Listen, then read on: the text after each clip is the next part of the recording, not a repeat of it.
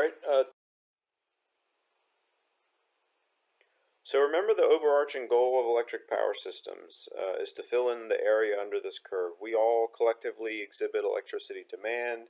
It fluctuates in a pretty regular way throughout the day, throughout the week, throughout the year. There's a lot of noise and uncertainty, um, but there's also a tremendous amount of predictability in how we're going to use electricity. And so our power systems have evolved into very specific models that we have decided, for better or worse, are the most effective at filling in all the area under this curve.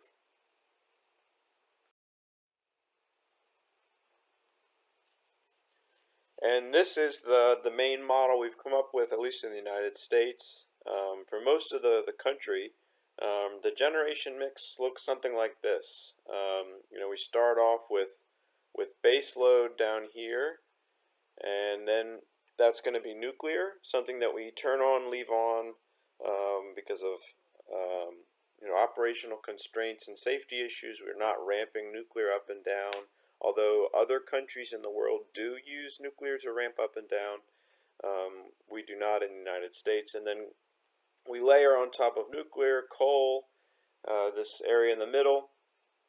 Coal's a little more flexible than nuclear. It can respond to some changes in electricity demand. You see here it's filling in some of these valleys to some extent. But it doesn't have an ability to reach up and meet peak electricity demand. So in order to do that, we rely on natural gas and or hydropower.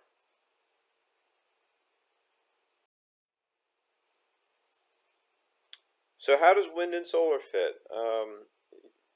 Compared to all these other types of resources, wind and solar are sort of in their own category, and we'll talk about why.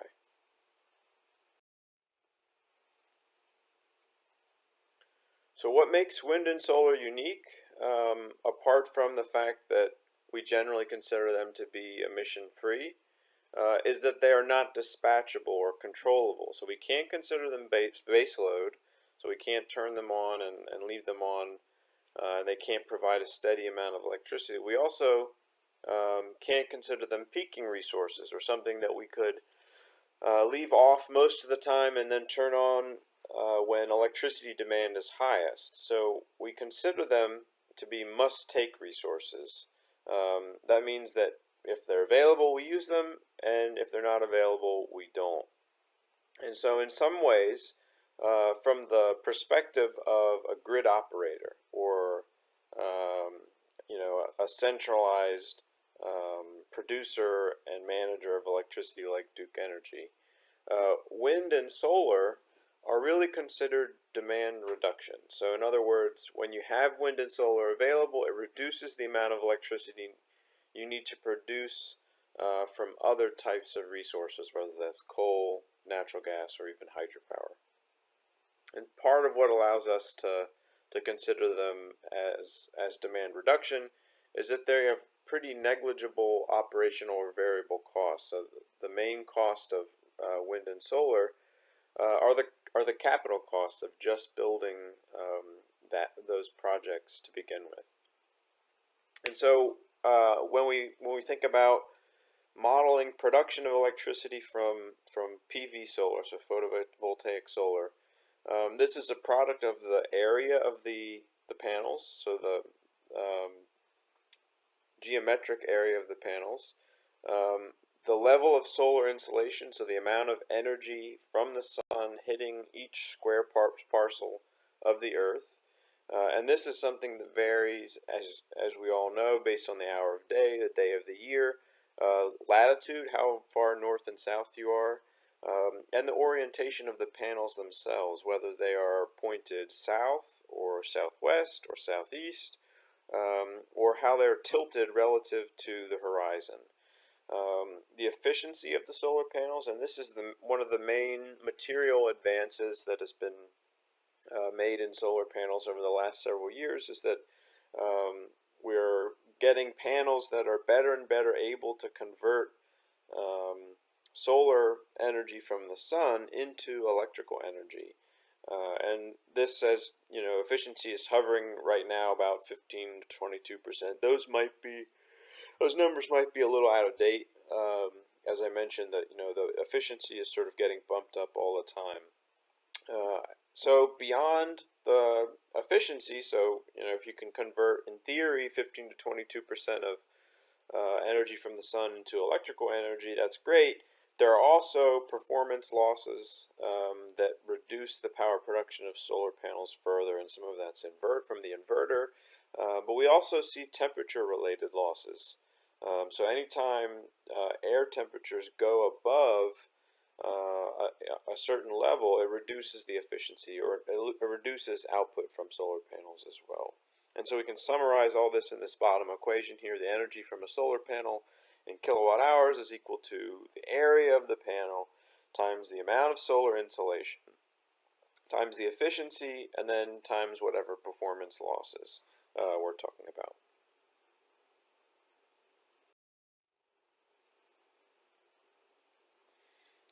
So insolation is obviously a really key driver here, has a direct impact on the amount of solar that's being produced from a project, and that's something that clearly varies spatially and geographically in the United States and throughout the world.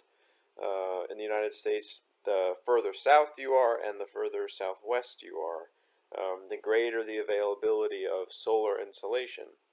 Now this is a nice first pass in terms of figuring out where it would be better or worse to build solar panels, because remember, there's no fuel costs, and if we assume that building a solar panel in North Carolina basically costs you the same as it does to build a solar panel in Arizona or Southern California, you would want to build a solar panel where once you paid the fixed cost of building it, you would get the most energy out, right? And so that goes a long way in determining the financial viability of solar projects. But that's not the end of the story.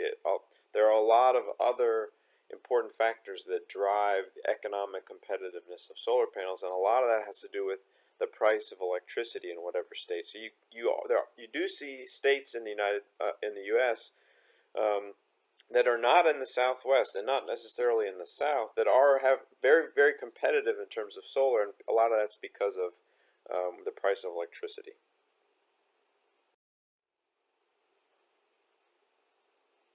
So solar radiation in particular is extremely predictable, at least in theory. If we are just talking about the movement of the Earth and the Sun, and the Earth relative to the Sun, then yeah, solar insolation is really predictable. We can more or less model perfectly the availability of solar radiation as it changes throughout the year, and that's what this top figure shows, as well as throughout the day, and that's what this bottom figure shows.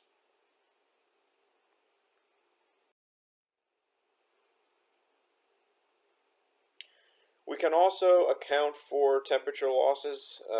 Anytime temperatures go above 25 degrees Celsius, and I'm not exactly sure what that is in Fahrenheit, crystalline silica solar cells, and maybe others as well, I'm not exactly sure, experience losses in power output, about 0.5% loss in power output for every degree Celsius above 25.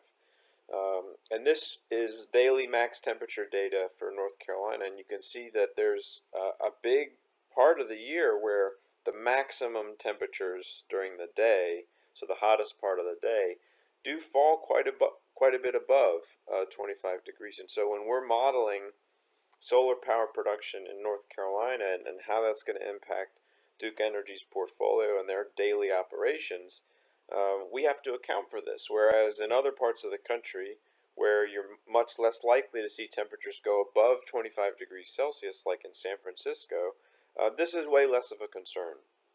Now, temperatures in general are fairly easy to predict. You could sort of imagine us drawing a smooth line through this temperature data, and thinking about this as sort of the average profile that every year takes And we could get rid of all this noise and come up with a fairly good guess of how many days throughout the year temperatures are going to be above this threshold so that we can account for losses in solar output.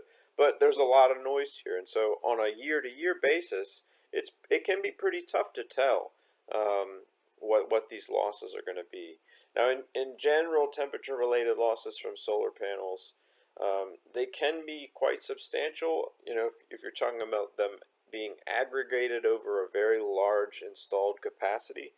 But the losses, what you're talking about, are fairly small when you're comparing them to the total amount of production that you're outputting.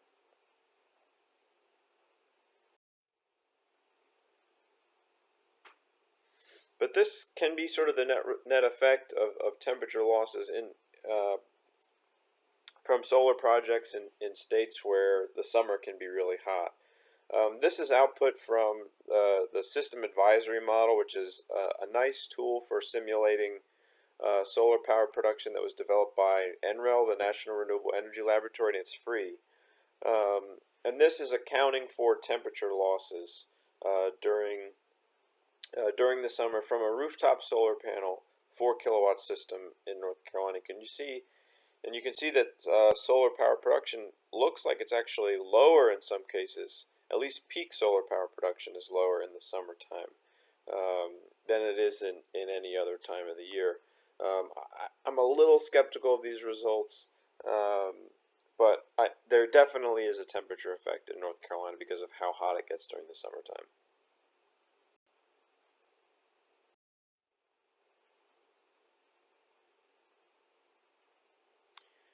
So I mentioned that in theory, solar radiation and thus also power output from solar panels is a pretty clean signal, right? We know based on the position of the sun with the Earth and how the sun is rotating, we can predict quite easily what solar radiation is going to be at any point in space on the surface of the Earth.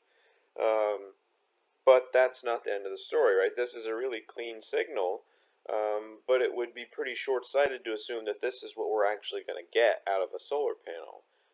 And so what's missing here is noise, right? So randomness in the system that could impact solar power production. We've talked about one example of what that could be, and that's temperature. The really big one is not temperature, but clouds. So cloud dynamics really represent the most stochastic element of solar power production. And it can be quite hard to predict, and in some cases add a tremendous amount of uncertainty if you're a utility in terms of incorporating large amounts of solar into power systems.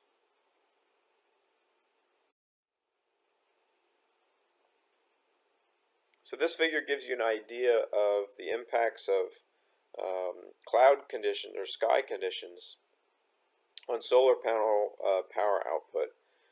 And you can see that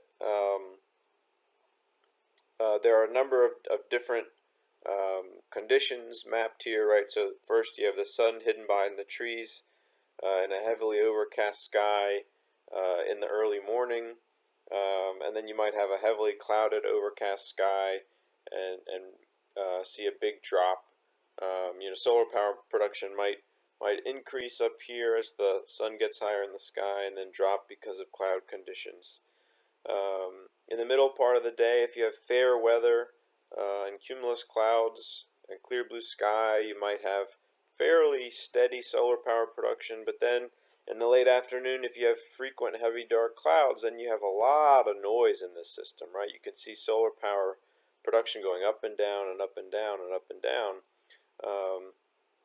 And if this is aggregated over a number of different systems, I mean, if this is a lot of capacity that's doing this, that could be fairly problematic.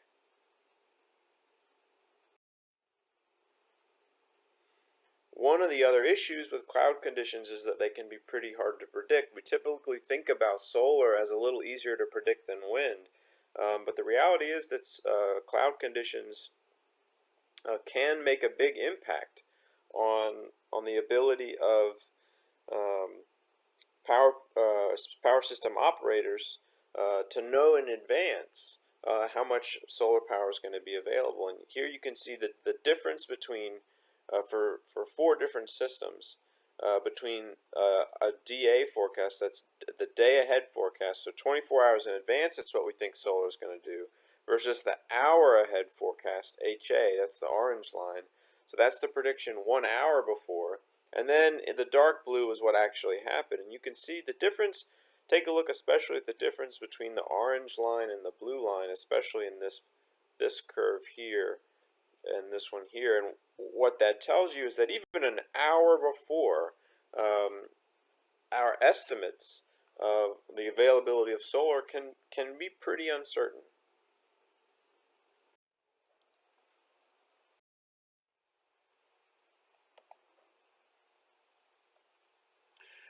Okay, that's solar. We're also going to talk about wind.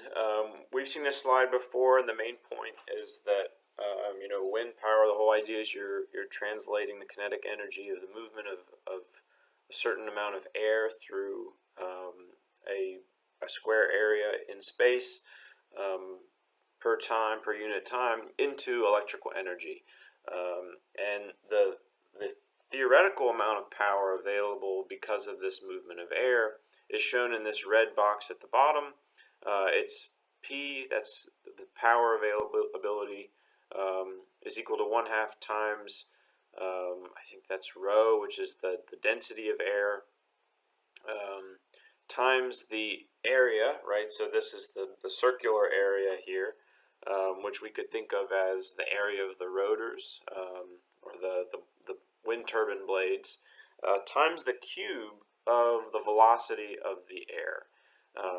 And so the main takeaway here is that the power production from a wind turbine is extremely sensitive to wind speeds or velocity.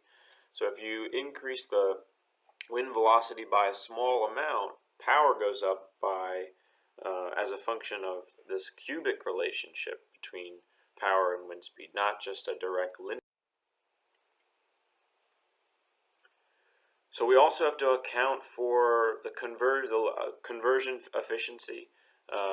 In a similar sense, if we're talking about converting solar energy into electrical, solar irradiation into electrical output, there's an efficiency issue there. We're 16 to 15 to 22% efficient, or maybe a little more.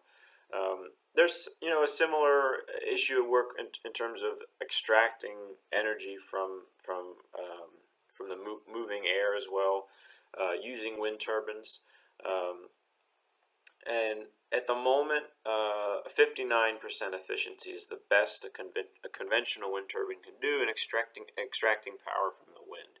And so that changes our equation a little bit here if we're thinking about wind speeds or wind power. Now we're not just looking at the theoretical power that's embedded in the moving air, but also we have to account for this efficiency CP at the end.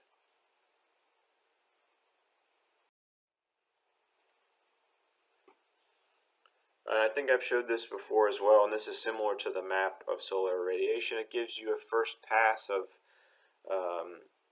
where we would think that building wind turbines would be a good idea, right? And the rationale is similar to the discussion around the investment value of solar, right? If the main cost of solar and wind are capital costs of just building the projects in the first place, and not paying for fuel or a lot of variable O&M over the lifetime of the project, and you assume that it costs you roughly the same amount to build a wind turbine in Texas or Nebraska as it costs you to build one in North Carolina, then you would obviously build a wind turbine, all other things the same, in the Midwest, right? Because you would get more wind for your money in some sense, and that is going to impact the financial viability of the project to begin with. However, there are other sort of confounding variables, right? Similar to solar, it doesn't, the investment value of a renewable energy project doesn't just depend on the levelized cost of electricity, right? In other words, the per megawatt hour cost of electricity that you would have to charge somebody in order to make your money back. Especially if you're talking about the Midwest, who are you going to be selling electricity to, right? And so you have to add into in some sense, the cost of building and maintaining the wind turbine, potentially the cost of building high voltage transmission to deliver that wind power to load centers or communities where there are actually lots of people that use electricity. And so that's that's a big issue with wind, because a lot of our good wind resources are geographically sort of stranded in the middle part of the country where there are not a lot of people.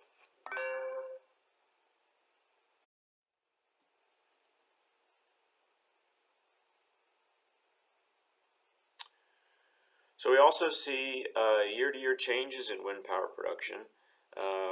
What we typically think of wind as being more variable and less predictable than solar, and that can be particularly true on a year-to-year basis. I mean, this is just one project, and obviously, when you're just thinking about one project as opposed to a whole portfolio of renewable energy projects, the variability tends to be much greater the fewer projects you're considering, and we'll talk a little bit about that in a minute. But year-to-year changes in wind power production are real, and I think that is important to understand, because there's this perception that variable renewable energy, although it's uncertain on smaller time scales and less predictable on smaller time scales, on a year-to-year basis, you sort of know what you're going to get, and a lot of times that's not true.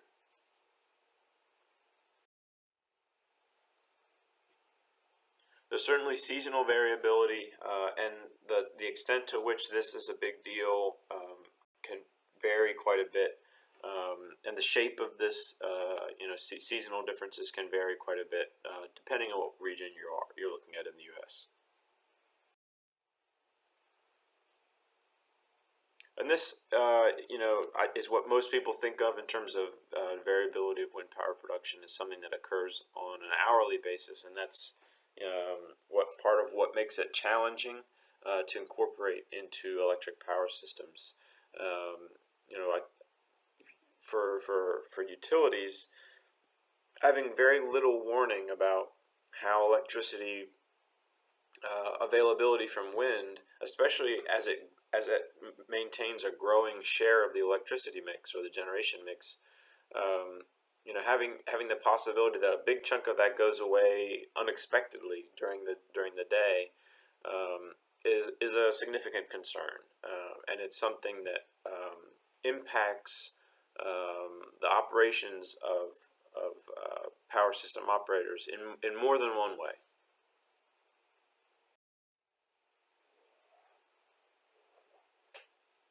So if we strip away, if we're thinking about things in terms of time series, we have annual variability, we have seasonal variability, which is a little more predictable. We have sometimes diurnal signals, where there's a clear pattern that wind is more available at night than during the daytime. If we take away all the signal, right, all the clear trends, there's a lot of just noise and randomness left over. And this isn't white noise, right, because this is clearly autocorrelated, right? So periods of the day in which we have low wind are more likely to occur together than periods of the day in which we have high wind availability. This is just sort of like weather patterns, right? Meteorological, patterns and forcings causing wind to be high sometimes and low in other times, but other than that, pretty noisy. And so this is really the main challenge of dealing with wind on short time scales.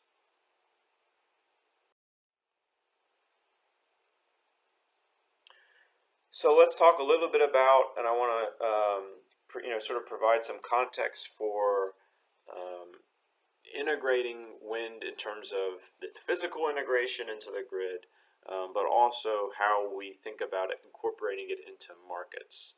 And we're not going to go into tremendous detail about that sort of stuff. If you're interested in how you integrate renewable energy into markets, you should take my class in the spring, because we talk a lot about that. So I mentioned before, we generally treat wind and solar as demand reduction, which means it reduces the amount of electricity you have to produce using coal, nuclear maybe, although we've already said you don't really ramp nuclear down, natural gas, and sometimes hydropower. In markets, in wholesale markets, because of the way they work, everybody's sort of bidding in electricity, and resources are chosen on a competitive cost basis. Wind is generally, if you're a wind power producer or you're a solar producer, and you're participating in a market, you really can't afford to not sell your electricity, right? You have to sell electricity whenever you have it. If you don't, then as I said, you're not lowering your costs at all by not selling electricity, because all your costs are really linked to the capital cost of building the project in the first place. It's all linked to your mortgage, right? So you have to pay it no matter what, so you better sell the electricity. And so if you're competing with other people to sell your electricity, you're always going to just bid zero, because you don't care what the price. You do care what the price is. You would like it to be as high as possible, but mostly you just need to sell your electricity.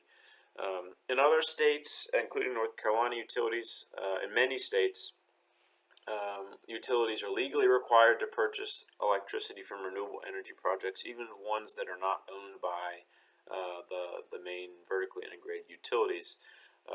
This is all sort of under the umbrella of a federal law, but its interpretation can be sort of flexible based on the state. And part of the reason why North Carolina has become a national leader in utility scale solar is because their interpretation of this federal law is advantageous to solar developers. And so in other words, whenever wind and solar are available, they are being usually used. And they're, as a result, displacing other types of generation. So they're pushing coal and natural gas out of the market.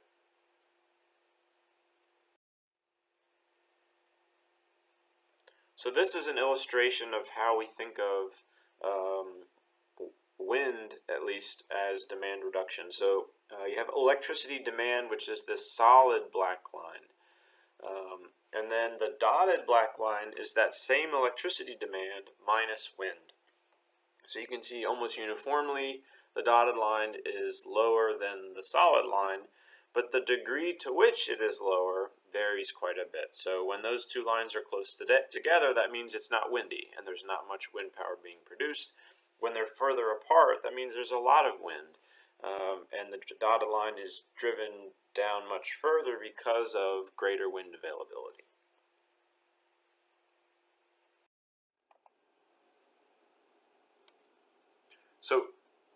So we can think about something similar for solar as well. And this top figure is for electricity demand in Texas. And each of these plots shows what happens as you're increasing the penetration of solar PV. And so the first one here, normal electricity demand with no solar, would be this red line up here, right? And that would be similar for each of the four plots here. The amount of solar that's available is shown in yellow, and the net demand pattern, so the demand you have left over after you take out the solar, is then shown in brown. You can see that as you increase the penetration of solar PV, the physical shape of the electricity demand pattern that a utility would see changes. And especially if you go from 12% to 58% and look at just those two, the electricity demand pattern at 58% is really weird looking. And that's also something that's going to play out in California, which is shown at the bottom. And this is an infamous figure. It's called the duck diagram, and it's because shows net electricity demand over a 24-hour period in late March, or so early mid spring, and what each of these individual lines with the dates are showing is what the typical electricity pattern looks like. And so you can see these lines, especially during the middle part of the day, dropping, and that's because of increased solar penetration. And so as you get down to 2020, you really start to get this overall shape that has sort of a hump and a tail and then a head. And so that's why people sort of look at this and say this is the duck diagram. Anyway, so the risk, and this is actually a pretty significant cause for concern, because if you're California, or if you're CAISO, or in the case of Texas, you need quite a bit of generation online to meet demand in the early morning, right, at 9 a.m., and then also in the late afternoon after the sun goes down. In the middle part of the day, you don't need much. And so part of the issue is that in some cases it may be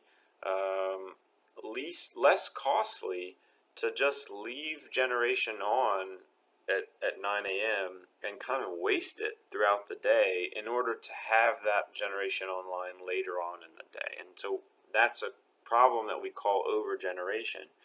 And in general, as we get greater penetration of renewables in conventional systems, the risk of overgeneration becomes greater.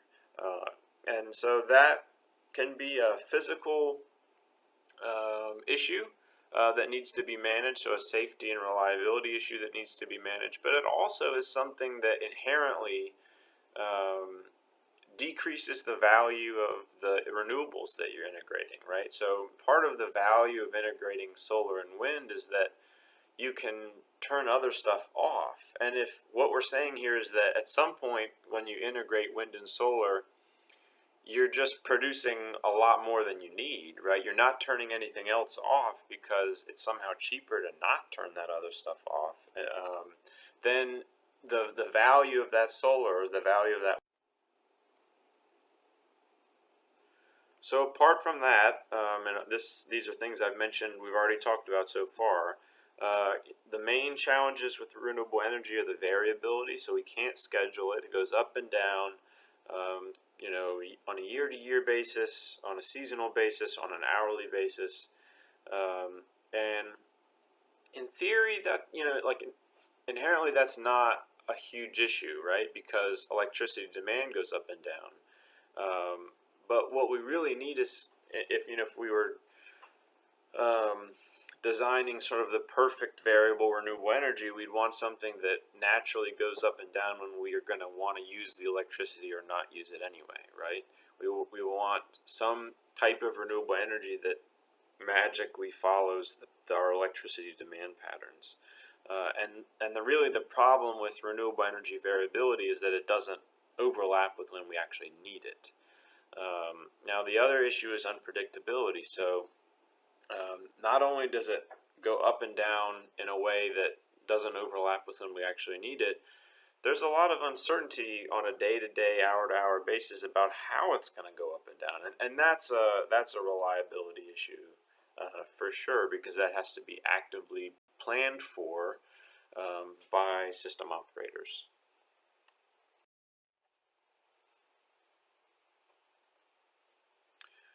So we've seen that both of these issues, the variability and unpredictability, occur on multiple time scales,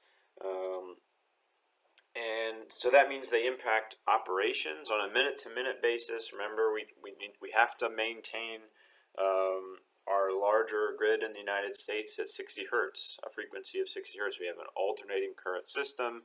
And an undersupply of generation can cause that frequency to deviate away from 60 hertz, and if it goes too far, then we get pretty significant instability on the grid, and so that's has to be actively managed, and a lot of times that's done through automatic generation control at generators. Hour-to-hour variability, we need certain types of power plants to increase their or decrease their production quite a bit in order to follow net electricity demand patterns.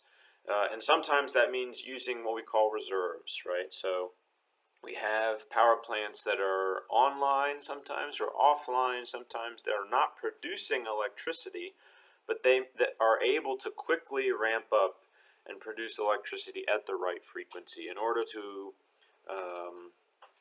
account for any unexpected change in the availability of wind or solar. And then day-to-day changes really alter the unit commitment issue, and we're going to talk about what that is later on, but that means the decision to turn a plant off or on, which can be pretty significant because it can, in some cases, cost a lot of money to turn a plant on or off. And planning, if you're talking about system planning, like similar to our discussion of peak load forecasting, right? How do you incorporate year-to-year uncertainty in variable renewable energy production when you're talking about the need to possibly build a new power plant, right? And in some ways, it becomes analogous to our discussion of the probabilistic nature of capacity planning, where you're thinking about what's the likelihood that, given uncertainty in electricity demand on a year-to-year basis because of weather, and given uncertainty in renewable energy production on a year-to-year basis because of weather, what's the likelihood that, your reserve margin is going to go below a certain point, or, the probability that you have an inability to meet electricity demand, stuff like that.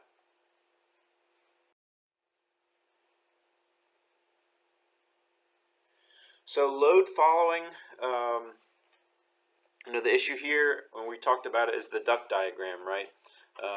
Incorporating lots of variable renewable energy tends to physically alter the shape of the net electricity demand pattern and makes it much more variable. There's much more hour to hour, like steeper hour to hour changes, right?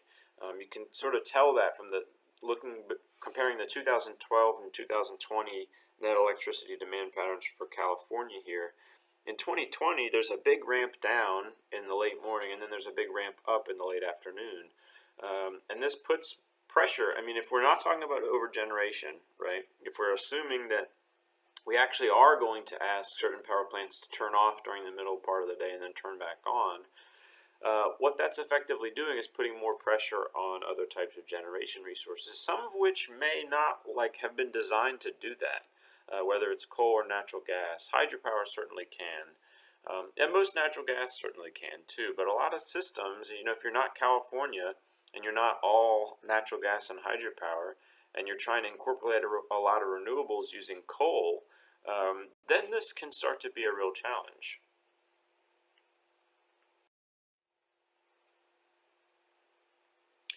We also, and this is just a discussion, this figure shows information regarding wind forecast errors. The unpredictability on a day ahead or even hour ahead basis of wind production can cause issues as well. And this is sort of an interesting figure. What it does is it shows on the bottom, there's three different probability distributions of having wind forecasts of a certain amount, right? And so there's a red line and a blue line and a black line. And each of those different colors corresponds to a different level of installed wind capacity. So red might be like 5% penetration of wind. Medium might be like 15, and high might be 25, right? And you can see that as you increase installed capacity, the likelihood that you have on any daily basis a really high forecast of wind goes up. And then if you look in the top figure, that shows the median wind forecast error at each individual level of forecast wind energy. And what that means is that out to about 2,000 megawatt hours, you're just as likely to have overestimate wind availability for the next day as you are to underestimate it. But once you get above 2,000 megawatt hours, it's way more likely that you experience a negative wind forecast error. In other words, that you overestimate. And so part of that means that, if you put these sort of two together, it means that the more wind we build into our systems, the more likely we are, in some cases, to experience shortfalls in wind, just because of the nature of the forecasting techniques that we use.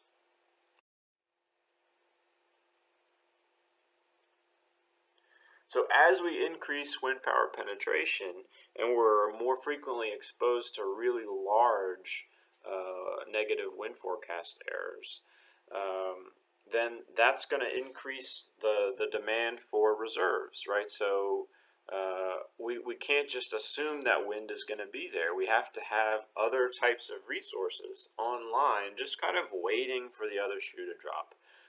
And that could be spinning or non-spinning reserves. So capacity that's online, operating, sort of spinning at 60 hertz, that can produce electricity and be integrated into the grid immediately, or units that are offline that need to be started and ramped up to 60 hertz in order to to create electricity that can be integrated onto the grid.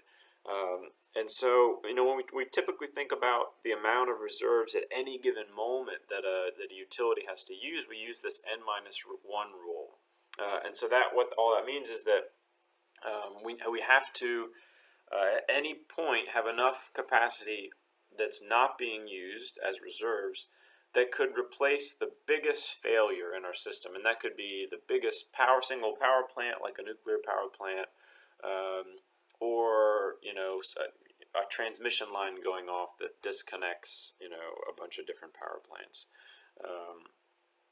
And so if we're increasing wind energy penetration, we have to increase reserves basically as a function of how much wind we're incorporating here, and that's what this shows. So that if you think about the reserve requirements being the sum of this n-1 rule plus some factor of how much forecast wind energy we have. And that alpha value, right, that determines how much our wind reserve requirement increases as a function of forecast wind capacity, could be quite variable depending on where you are in the United States. It could also be highly dependent on how good of forecasting we're doing, right? So conceivably, as we get better at forecasting wind energy availability, that alpha value should go down, right? Because we'll have more confidence that the forecasts we put out there are accurate.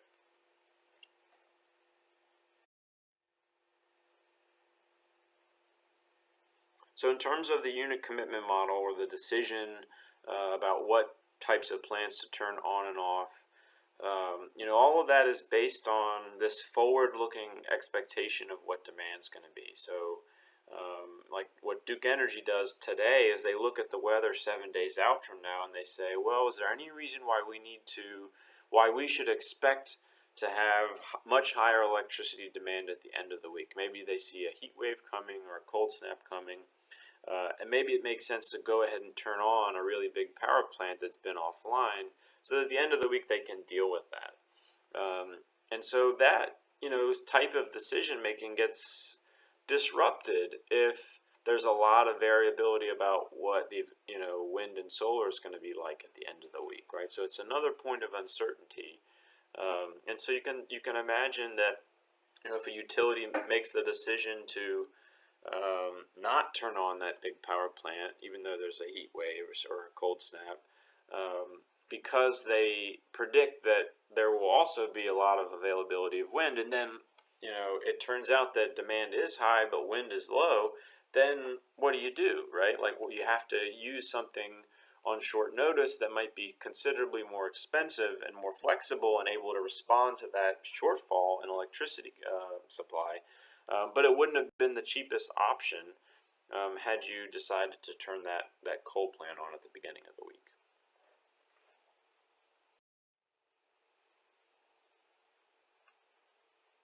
And again, year-to-year changes in wind power production and just the availability of renewable energy in general make system planning an issue, and I think I've talked about this already in this lecture.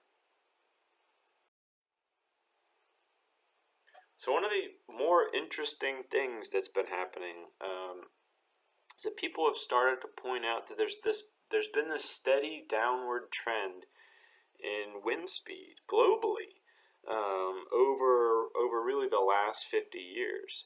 And it's kind of startling. And if you think about the lifetime of renewable energy projects, wind projects specifically, you're talking about 30 years, right?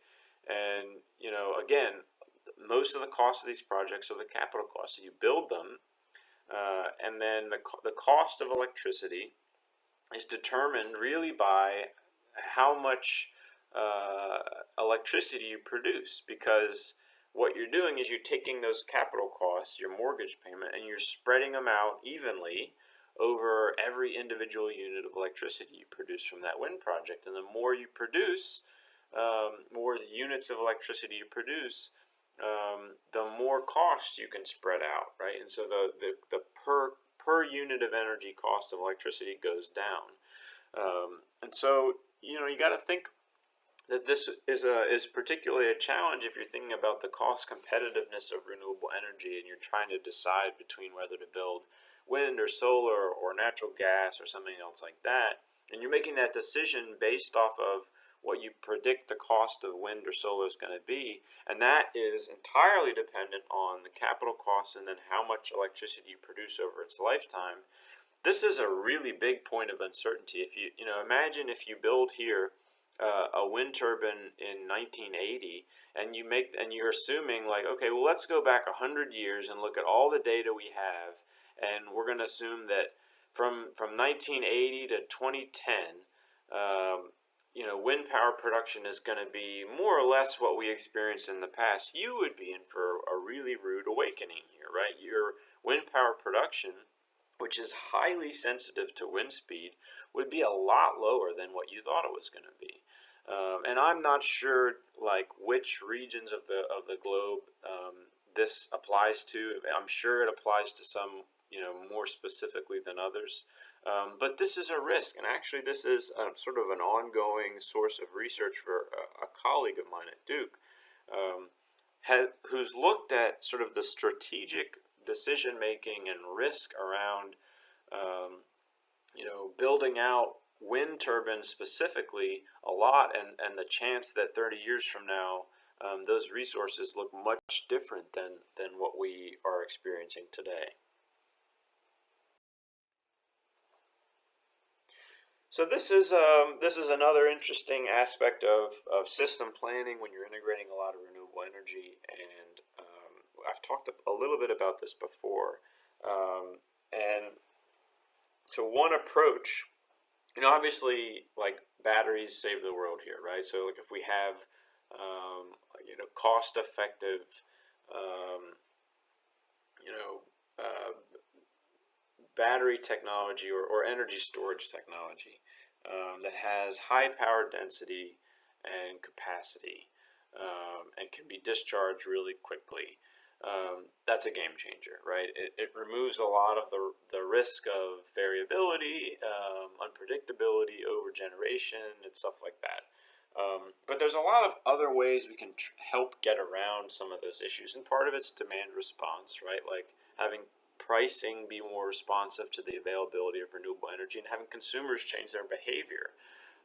The other issue is to use the law of large numbers, right? To incorporate into system planning around variable renewable energy the goal of building and siting renewable energy in a way that specifically reduces a lot of the uncertainty around the collective production of energy from renewable energy projects.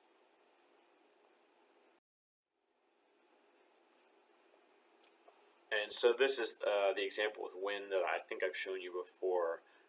The bottom is output from 15 wind turbines, and the top is output from 20 wind turbines, right? And obviously there's a scaling issue, right? You're just going to get more from 20 or 200 turbines than you would for 15. But this on the y-axis, we have the output normalized to the mean. And what this is basically saying is that that the collective output from 20 wind turbines is much less variable than it is from 15 wind turbines. And so you have to incorporate this. So, you have to think about not the variability and uncertainty around one individual project, because that's not how we use these things. We are linking them into networks, and so in a lot of cases, they can sort of offset each other, right? If you have one turbine that's a certain distance away from another, you're way less likely that they both go up and down at the same time, and that makes a big difference.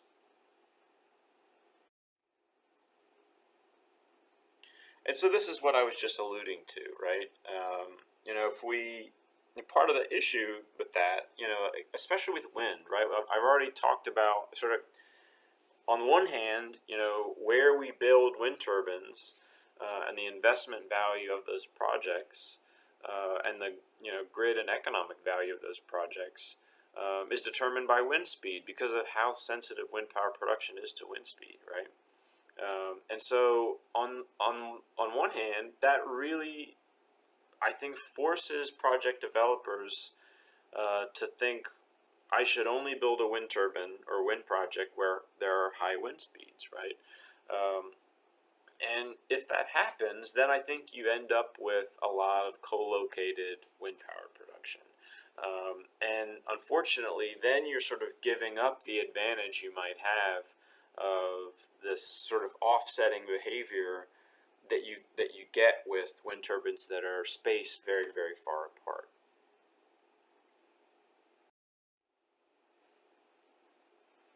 So that's the problem, and this is, I've shown this before. Spatial dependence also, if you're talking about weather processes, and with renewable energy, we often are, even solar, because of cloud dynamics. Spatial dependence means statistical dependence, right? So what that means is that the closer you are here, so the closer two things are is closer to this point on the x-axis, the more alike they are. So covariance here, we've talked a little bit about covariance so far in this class. So that's the statistical measurement of how much things go up and down together, right? And so this is a really common phenomenon in nature and in weather processes, in natural systems. That the closer two things are, the more statistically they are alike, or the more linearly dependent they are on each other, statistically dependent they are on each other. And so that makes a big difference in terms of system planning, but there's this trade-off, because if you're thinking about, okay, well, I want to make sure I'm building two wind turbines that are far enough apart down here so that they're not going up and down at the exact same time.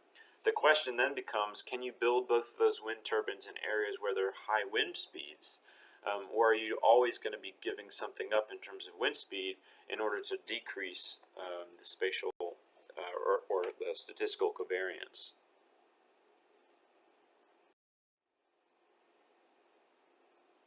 And so this is just a review of covariance, and you can go through this if you want.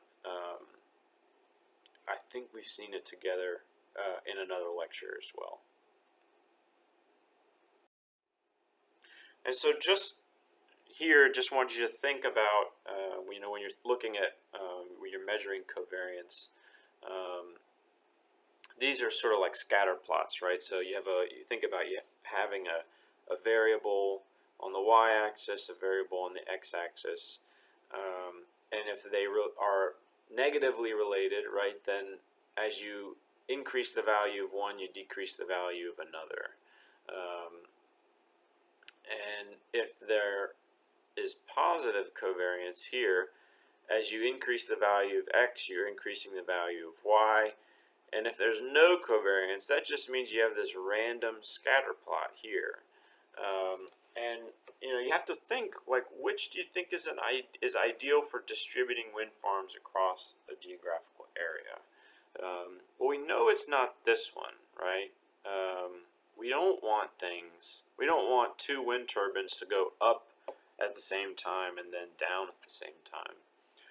I guess in an ideal world, it might be kind of interesting if we knew that one was available half the time and then the other was available the other half the time. That would be great, but that doesn't really happen. So really, what we want is something with very little covariance, which is a little hard to wrap your head around. There's less of this direct compensatory mechanism where if one goes up, the other goes down. But if we're talking about a pool of resources, so thousands and thousands of things operating and being interconnected into the grid, we really want something that where it's kind of like white noise, and there's not any potential for things going up or down together in a concerted fashion.